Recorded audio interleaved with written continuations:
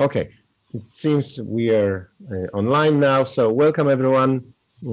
Again, it's Tuesday, 4 p.m. Here in Warsaw and in Szczecin, and this is another Warsaw University Astronomical Observatory seminar. We continue the series on the planetary topics, and today we have an honor to host Ewa Szuszkiewicz from Institute of Physics. And CASA stands for, Eva will tell us, she's an astronomer from Szczecin working on planets, and she's going to tell us about early phases of the evolution and the migrations of planets. Eva, please.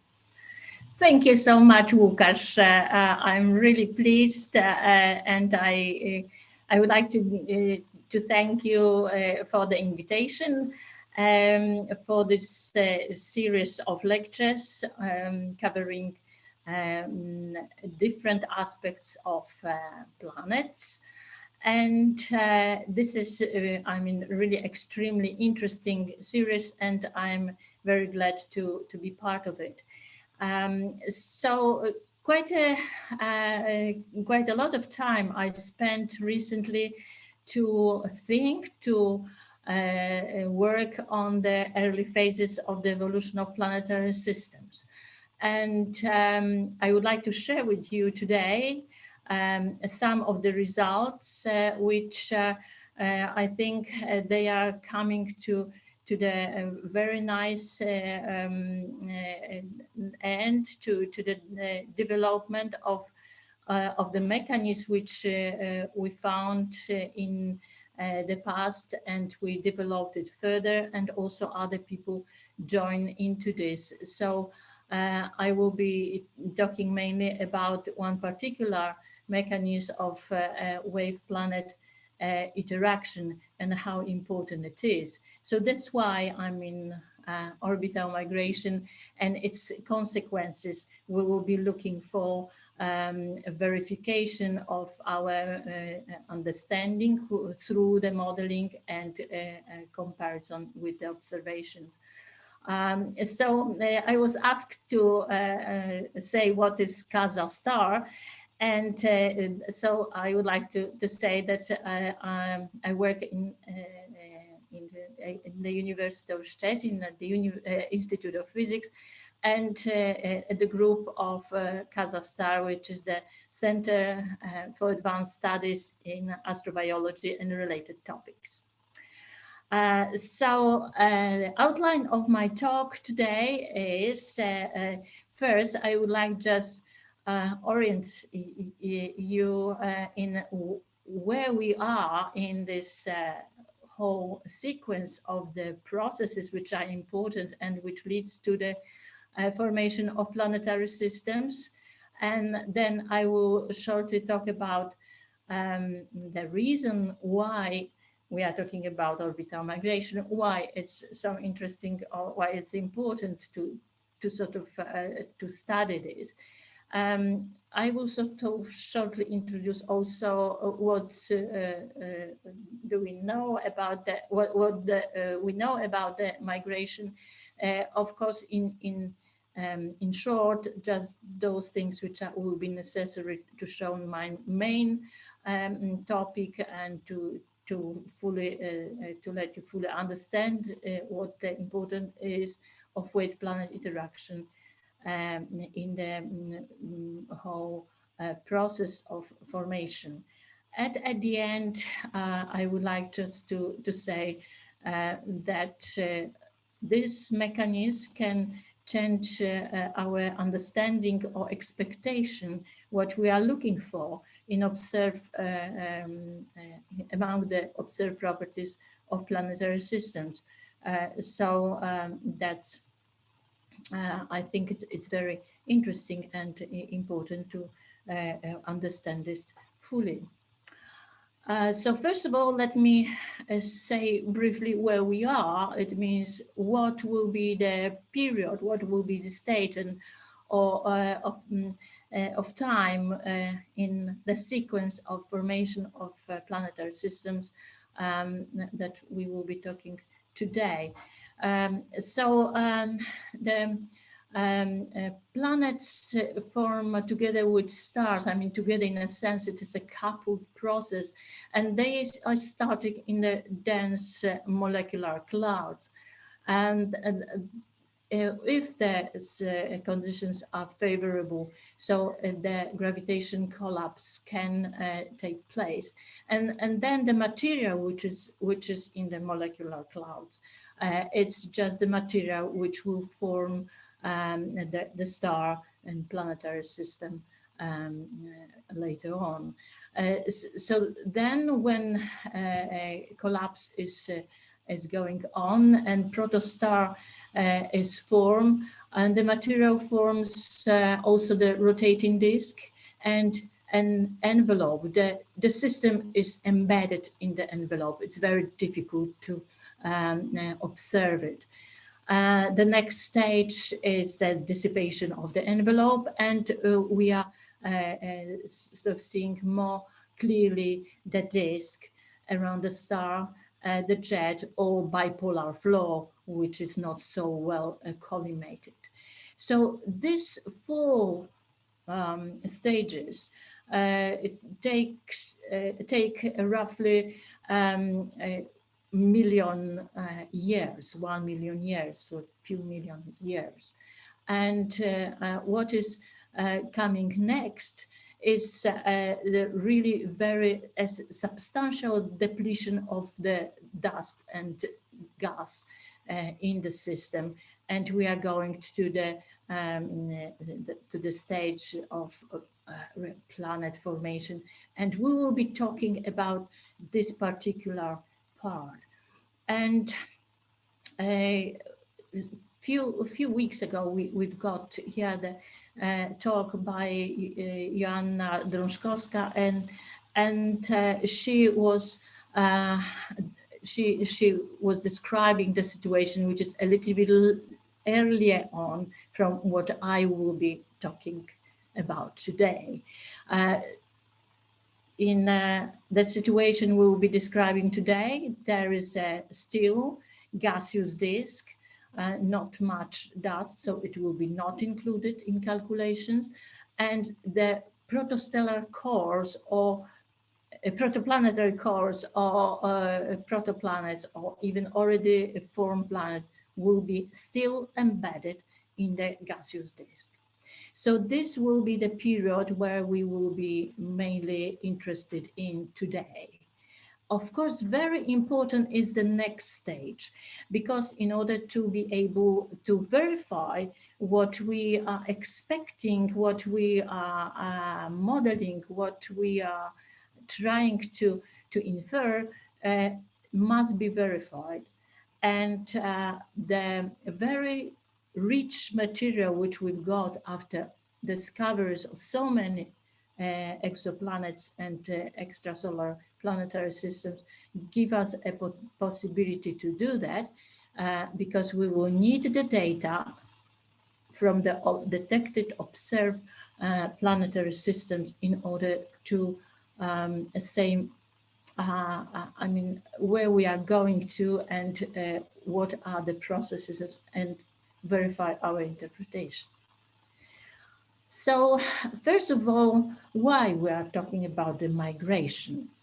I said that we are interested in the phase where the bodies are, so protoplanet or planets or protoplanetary cores are still embedded in the gas. That's planets formed in the protoplanetary disk.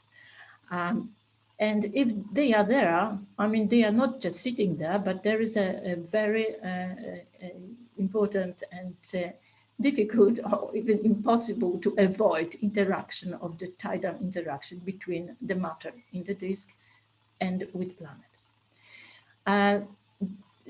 During this interaction, there is the exchange of angular momentum, and because of that, in the consequence, planets are not staying just there, or the cores of protoplanets. They're not staying where they were conglomerated, but I mean, they are moving around, and they are shaping the disk and also they are changing position. And also this is very favorable possibility for planet itself, because if there is lack of material in one place, they are moving around, so they have more possibility to accrete matter on them. And it's interesting that we learned about this a while ago. I mean, in 1979, 80, I mean, the seminal papers that Goldreich, Tremaine, Goldreich, and Klein and Papalouison, then they show us the fundamentals of this process, why this migration process taking place when you have interaction of the body like a planet and the disk, or the satellites. In fact, some of the paper were about satellites. So it's interesting to mention also that, I mean, it's more than a decade before the discovery of extrasolar planets. So at that time, it was a very nice piece of work, but I mean, it was not so, got not so much attention, and it is now. And of course, much more was done after that. And let me say a few words just how the situation can be viewed now, but very simple way. I mean, it is not so simple. I will show you a little bit later, but it's important to have just framework in which we will work. So in principle, I mean, there are three main types of migration. And they depend on both of the mass of the planets as a properties of the disk they are in which they are embedded in. And the first type is for low mass planets. And what is important here, we are looking here at the surface density profiles, I mean the contours of the surface density, and the brightness is telling us about the value of the surface density in the disk. And this is also done in the frame rotating with the planet. So what we can see that the planet is exciting the wave. And here the spiral wave is very nicely shown. And what is the property of the type 1 migration? For low mass planet, they are not able to change the profile, I mean, surface density of the disk as much as, I mean, to show the sort of insignificant way. So there are waves on that, but I mean, the disk, if you draw the profile averaged in azimuth, I mean, you will not see much more than some wiggles in this the difference in the density. So, I mean, the first type migration is the disk is really not significantly changed by the presence of the planet. The type 2, it's different, and you can see immediately here what the difference is. The difference is that the planet is making around the orbit the gap. It's very easy to think about it in terms of angular momentum transport, because I mean the disk material here is gaining angular momentum and it's going away from the planet, and here it's losing angular momentum and it's going also away, but inside, on the inside. And the gap can maintain itself if there is a dominance of the tidal transport of the angular momentum, because there is another effect, which is the torque acting in the viscous protoplanetary disk, which is trying to close the gap, because the fluid, the gas would like to flow into. But the transport of angular momentum is keeping it out, so that the gap can be maintained in under this condition. And finally, type 3 is a little bit newer type, discovered later on. And what you can see here, the difference between the type 2 and type 3 is that the depletion of this region around the orbit of the planet is asymmetric. It's not nicely ringed like you can see here, but I mean, you see his patches here, patches there, and this asymmetry here around the planet is giving additional torque, and this migration is called also runaway migration because it's very, very fast. And here is an example of the Saturn type planet embedded in the very massive disk. There are sort of important parameters which need to be satisfied in order to have such type of migration. And so let us go a little bit more into detail. I will just illustrate what the important parameter, which is the migration time. So how fast the planetary migrate.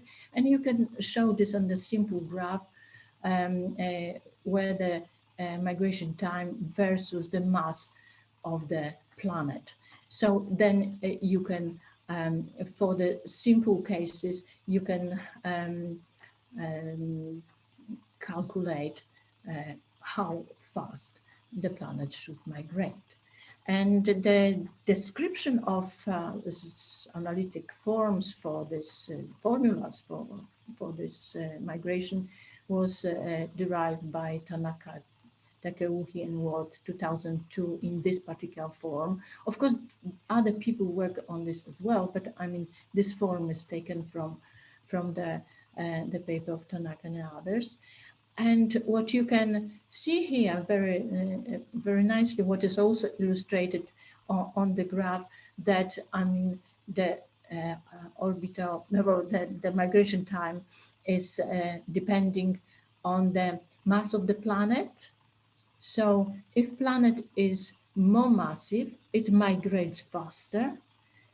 It means the time for migration is shorter.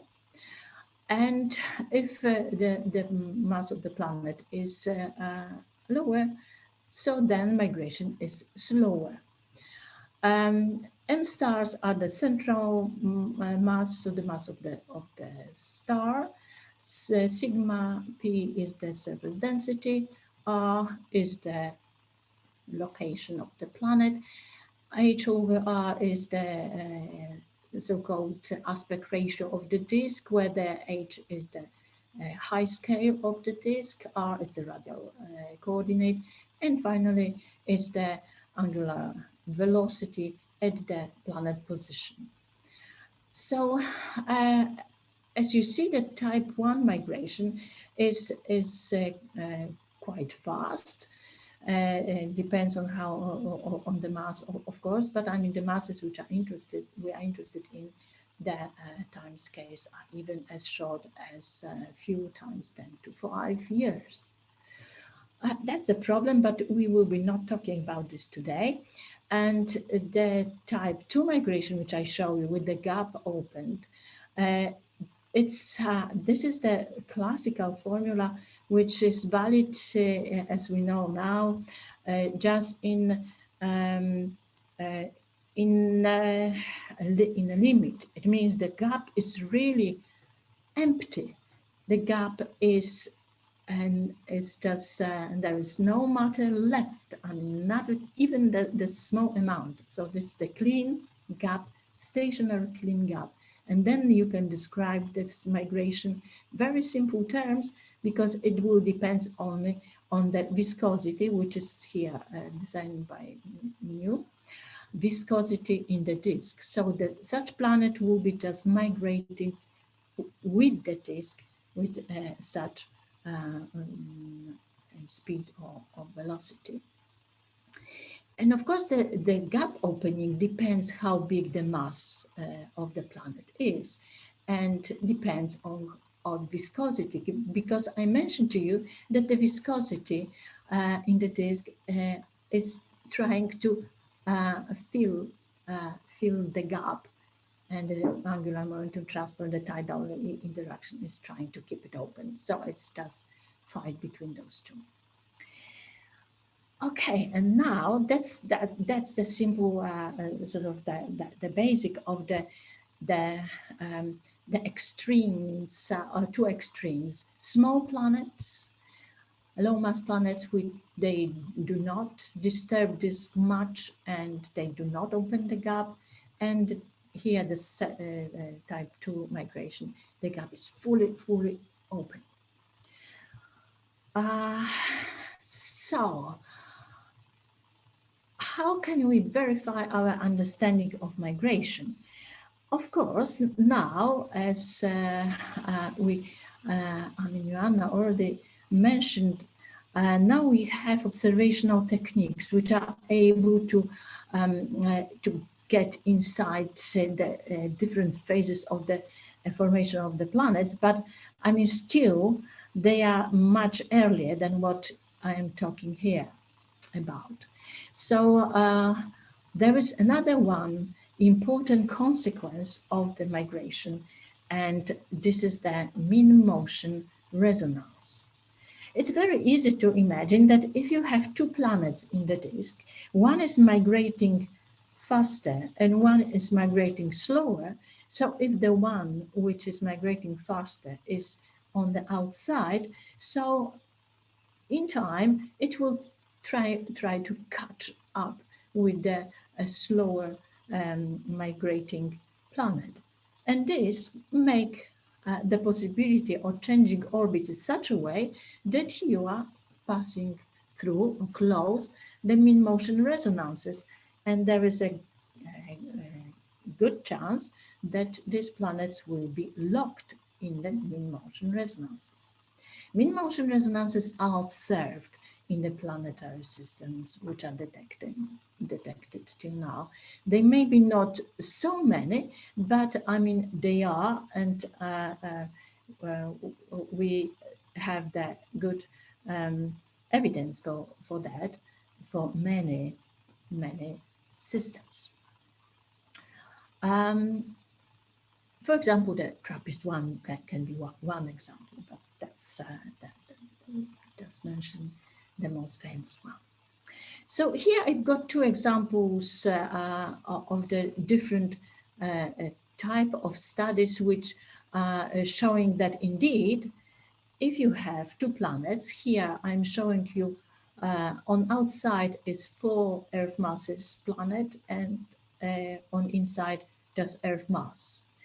And I mean, they are migrating, of course, the planet, which is more massive, migrates faster, and it's approaching the lower migrating planet, slower migrating planet. And indeed, I mean, they are locked in mean motion resonances. You have here an example, different surface density here. So the surface density was also one of the important parameters here. And if you have more massive disk, the migration is faster. So you can see that for different surface density, our planets were nicely are captured in mean motion resonances. And it seemed that there was no problem with that. I mean, these two planets were placed in the typical protoplanetary disk with the typical properties and typical density, aspect ratio, and they were not opening any gaps, and disturbance was not significant of the disk profile. So then we got interested also in different configurations, which are are also observed, namely the super Earth, which we taken 5.5 Earth masses. I can maybe someone of you can guess why 5.5. We can come back to this at the end of my talk. And Jupiter mass planet. And we choose the surface density profile and properties of the disk in such a way that super Earth is migrating It's on the inside and migrating slower than the Jupiter, who is on outside and migrating faster. So then the Jupiter is catching up with the super Earth, and again we are see very nicely stable for quite a number of orbits mean-motion resonances. And in fact, I mean, many studies were based on what I'm showing here.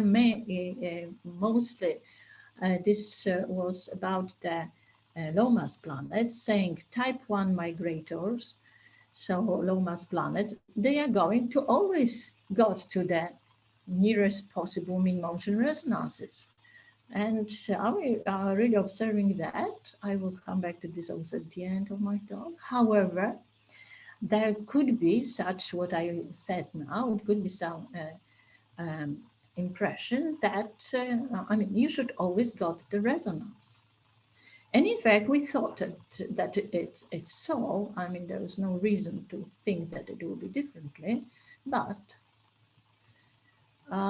we tried something else, because it was very interesting also that Jupiters can do much in the shaping the architecture of the planetary systems. So we said, also there were other studies that Jupiter can be sort of the reason for stopping small Earth type or super Earth type planets to migrate too fast towards the star. So we started, we changed a little the profile of the disk, and so we started to model the reverse system. It means now Jupiter is on inside, so closer to the star, and on outside there is a super Earth. So what you will expect will happen? Obviously, super Earth is migrating faster. It's going towards the Jupiter. It's going to make mean-motion resonance, right? That's what we saw before. And look at that. It was going towards, this is 3 to 2 resonance. It was going towards, but I did not stay there. Even more, it goes outside the semi-major axis ratio or period ratio. It's increasing, not decreasing, as we started with at the very beginning of our calculation. So what is going on? And here we start to think a bit about this really very hard, because we try everything. We try all kinds of resonance, we try all kinds of reasonable disk models. We tried different types of masses of planets, and we were not successful to get the resonance. So it told us that there must be something which we really did not include in our understanding. So what we've done, we just analyzed very carefully what the super Earth is doing. Here you can see the surface density in the disk. Here is the Jupiter with the gap, and here the position of the super Earth in the different period of time. And we designed this graph in such a way that we keep Jupiter fixed, and we see what is the position of the super Earth in comparison of the wave which were produced by the Jupiter. And at the same time, to be more qualitative, we calculate the torque acting from the disk on the planet. But we were interested only from a very narrow ring of the disk. We would like to include only the material which is very close to the planet to see what is going on. And what we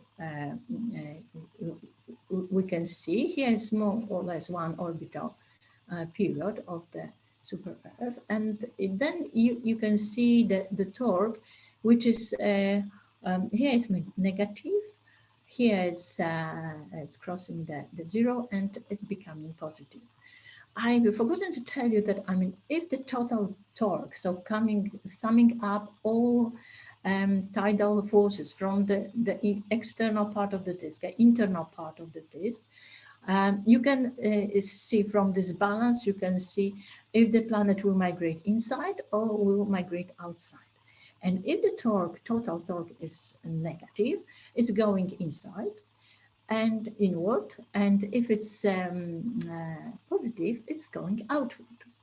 So there is no doubt about it that if you are looking at this, what we calculate, that most of the time our super Earth is exposed to the positive torque of the disk. So it's going outwards.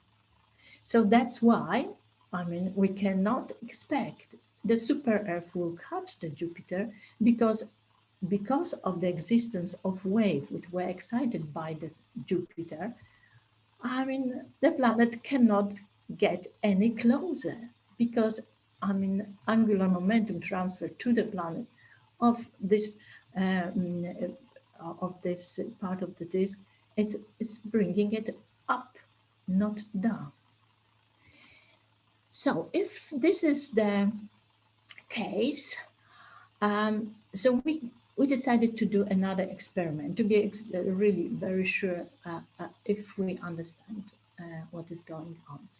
And so what we've done,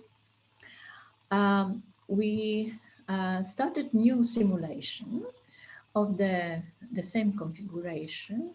Jupiter is on inside, a super Earth outside, and they are migrating happily. And this is this gray curve. And then we set another simulation, and we said that at one particular time, this was chosen 795 in this time unit of the code. Let us remove the Jupiter from the disk, and what we will see what the super Earth will be doing. And this is here designed by the black line. So once the Jupiter is not any longer in the disk, the waves are not keep excited all the time. I mean, the super Earth is coming back to what it wanted to do at the first place. So it's going inward. For the illustration, you can also have a look at the surface density plots. The contour plots are showing here very nicely that this is the stage when you have the Jupiter in the disk. So you see how the wave is nicely propagated through it. And here, when the Jupiter was removed, so the disk just settled down to what was before, the wave just gone, and there was nothing to stop super Earth. But we were still not 100% sure about the mechanism. There were details which were difficult to explain. So we decided to run the local simulation, because our calculation were global in a sense. It is also not full disk of 100 astronomical units, but I mean, it's a big portion of the disk which we were calculating. And we here designed the surface density plot with the fluid flow arrows. What is the topology on the flow close to the planet?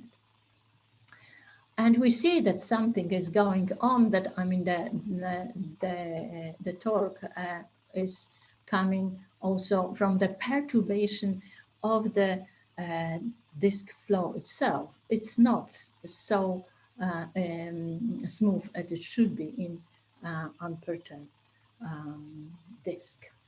So what we've done, we run also local simulations shearing box calculation, where there is no Jupiter, but there is a super Earth, and we are exciting the waves in just some particular way. But this is not Jupiter wave exciting, but waves. We exciting that waves in order to see if some details will depends on that or not. And in fact, we've got a very nice confirmation of the topology of the flow close to the planet in both cases, which assure us that what we see here is the effect of the action going on in the region very close to the planet. And this is a wave which make a work additional talk given to the planets. Okay, so that was the first story that now it's continue, and that was the Jupiter and super Earth. And then Clement and John Papalezou, they have done a similar study, but they choose the planet masses around Neptune, or a little more than Neptune, just 15 Earth masses, 13 Earth masses. And what they saw, what they discovered, or what they show for this range of planets, masses of the planet, that they also see a similar effect, that there is repulsion between the planets going, migrating first in convergent way, and then not staying in the resonance, but going away from this, and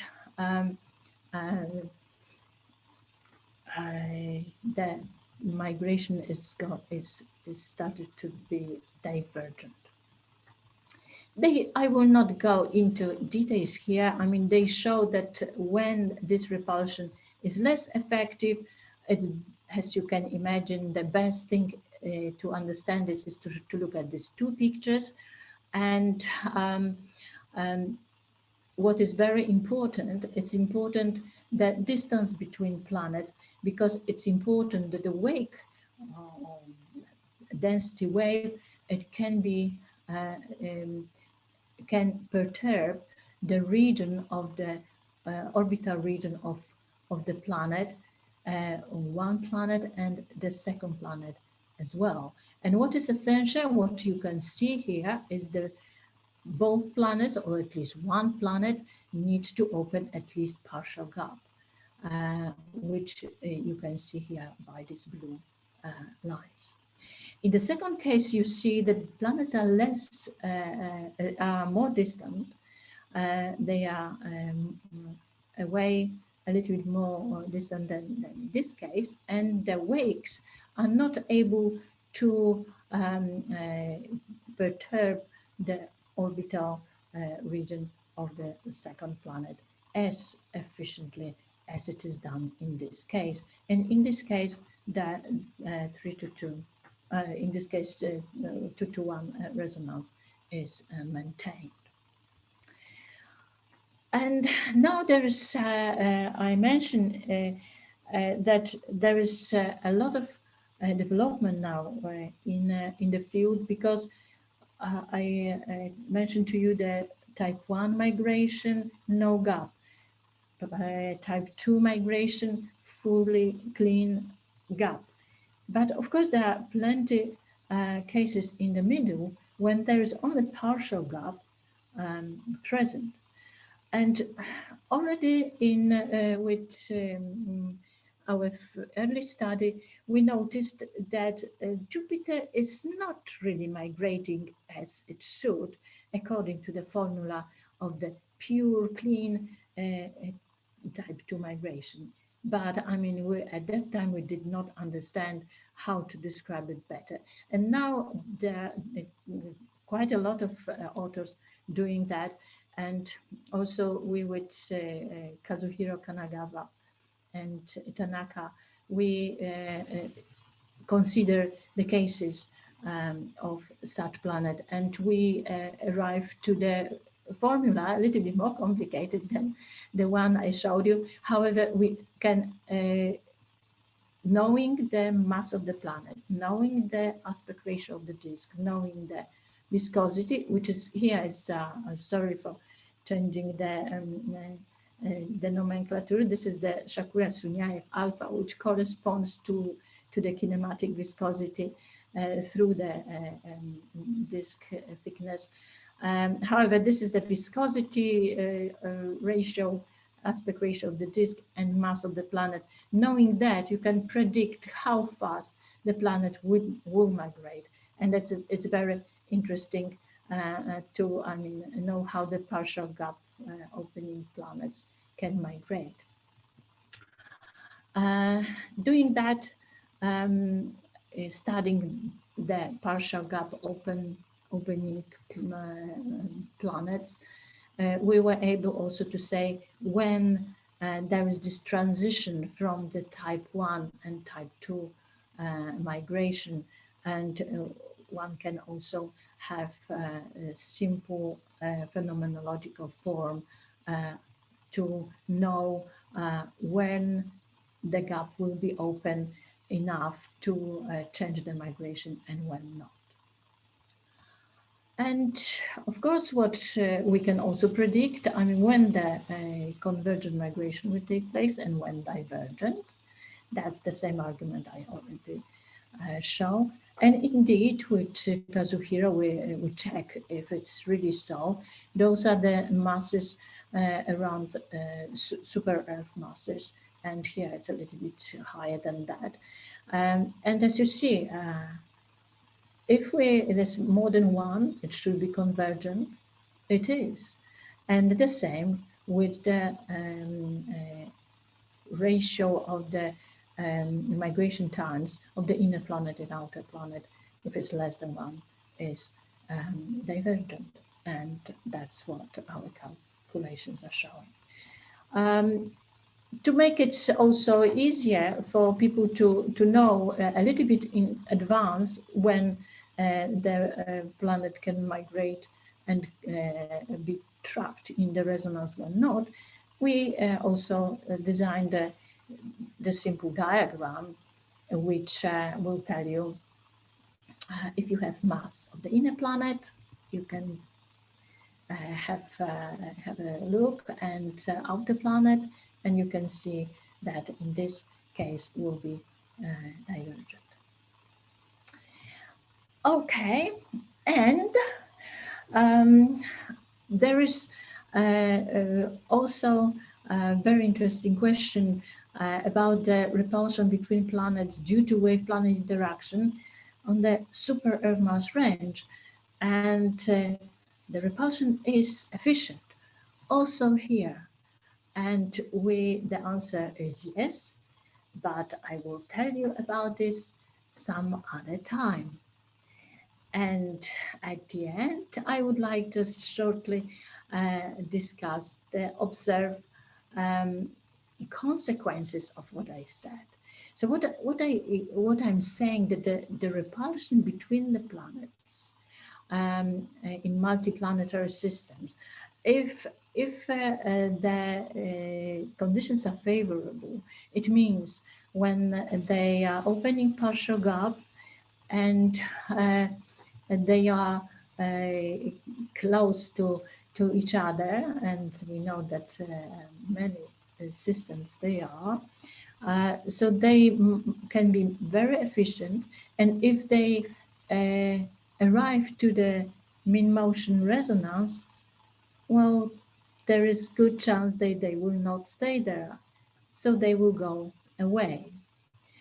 And sometimes very simplistic argument where people are saying, well, migration is saying us that that all planets should be in the resonance. It's just not true if you include all important mechanisms which are present in the disk. in the system. And here I'm showing you the distribution of the orbital period ratio of the adjacent pairs of planets in Kepler and the radial velocity planets. There are some peaks which are indicative for the resonance. Of course, there is quite a continuous distribution of other period ratios, but take this message home that if a planet migrates and they approach the mean motion resonance, it's not sure if they stay there, because if the repulsion mechanism is efficient there, so they will go away. And with that, I would like to thank you for your attention. I would like to thank my collaborator, Zijakwi, my PhD student, Kazukiro Kanagawa, my postdoc, John Papaloizou, my old friend and long-term collaborator, and Edita Podleska, my former PhD student. And of course, I would like to this is covered, but I would like to thank HAL 9000, which you see here, our cluster computer, which thanks to which we were able to do most of these calculations. Unfortunately, bad news is that HAL 9000 is dead. Thank you very much. Thank you very much, Ewa. I'll do the clapping on behalf of everyone. Thank you for the lecture. I'm sorry to hear that HAL has died. I was about to ask you, has HAL killed anyone? But this time, okay, it's a revenge of humans on HALs. That's how it seems. Okay, thank you. Other questions? If you have a question, please raise your Zoom hand and then speak up. Marius and then Radek. So, hello, Ewa. Thank you very much for a very nice presentation. And actually, my question is maybe not so connected with your studies, because you mentioned it as Jupiter or Super F. But in one of your slides, I saw in the equation that it is, and you mentioned that it is smaller masses, it is slow migration. So I would like to ask you, like planetary migration experts, can we predict that it's some hour F in some early stages or formation period was on the orbit close to the Mars orbit, that it was far from the sun and migrated, or due to the our F low mass, it is actually we can ignore this effect of this migration?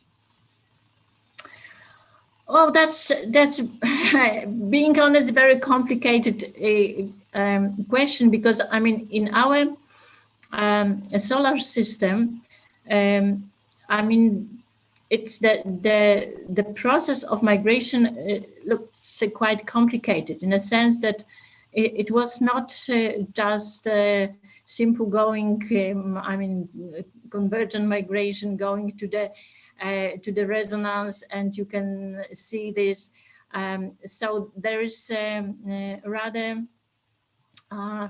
a different approach. I mean, there's something that Jupiter and Saturn, they were doing quite a lot of shaping of our solar system. They were moving around quite a lot. They were going also outward. They were passing through the 2-to-1 resonance, and then some effect of this can be traced till now in the orbits. But I mean, as far as Mars is concerned, I mean, there are some scenarios which are trying to show this. I mean, the mass of Mars and also its position, but the closer one, I think, is the French group, which they are doing quite a thorough study of this, but I mean, I don't have the clear answer to your question. But it is our scientific teams that it is working on this and also doing modeling what is about possibility of our planetary migration. Yes, yeah, that's under the study, yes, right. Okay, thank you. Thank you, Radek. Thank you very much for the talk. So I have two questions. One is about the last plot with the ratio of periods. So do I interpret it that, should I interpret it that the deficiency is observed only at 2:1 resonance, and at the other period ratios, there's excess of planets at the resonance itself? Well, I mean, it's not so easy to tell this, because I mean there is not the only effect which the mechanism which I was showing here is just one of the effect which is into game here. I did not mention this, so this is very good question. Now I can explain this more. I mean this. Excess, I mean, a lack of planets in 2:1 in motion resonance. I mean, on the left, it puzzled people for a long time, and one of the very successful mechanisms which one need to take into account fully is that. If you consider star-planet interaction, you have the tidal forces between the planet and the star. And it was shown that in this particular case, the mean motion resonances are not exactly at the position of the resonance as it should be, but is shifted to the right. And in fact, if you, from observations, we have much more planets which are very close to the stars than those which are away. So that's why, I mean, this was very nicely sort of explained at this time that that it's clear that it should be, the peak should be on the right from the exact resonance. So you see here it's not very pronounced peak, but I mean this gap it's really pronounced, I can say. And here again, of course, there is something you can say significant on 3:2. However, of course, they are also a little bit on the right. So one could do. Those are all Kepler and planets, and they show this more than, for example, radial velocity planets. If you look at those, statistics is not good, right? It's difficult to say. However, you still have the same effect here. And this is not so, I mean, in favor of 3:2 any longer. But then our mechanism, which I was talking about, works on, so the pair of planets does not need to be very close to the star, because there are also the tidal forces need to be included between the star and planets. But our mechanism can work also for planets which are further than, I mean, people usually assume that it should be more than 5 days in orbital period. It will be better 10 days. But I mean, then statistic is going down.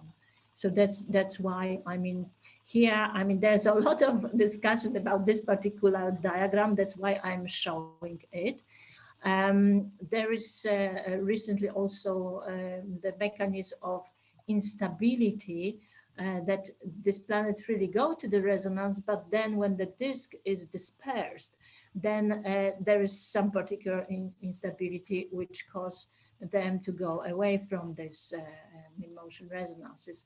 But there is still a lot of things to work on here, so it's not so clear. And for sure, I mean, the statistic is still not good enough if you divide, for example, planets for close to the star and further away. Okay, thank you. So one more thing, a few slides backwards where you talked about the Kanagawa, I think, paper from 2018, which you co-authored. There was parameter called K or KT, and I didn't understand what it was. Yes, K is the okay. parameter which is sort of putting together all the input parameter which we know about the system, about the mass of the planet, about properties of the disk. So this is the parameterization, which is important to say how fast the migration will go, and it's based on the profile of the gap. Okay, thank you. Okay, thank you. I don't see any more questions, and I think it's time to wrap up. So thank you very much, Ewa, for your lecture. Thank you, everyone, for joining. And this was actually it. So that was the last talk in our seminar series. So I would like to thank everyone for staying with us and joining us every week. I hope you enjoyed it, and we'll see you next semester. Thank you very much, and goodbye. Thank you. Thanks a lot.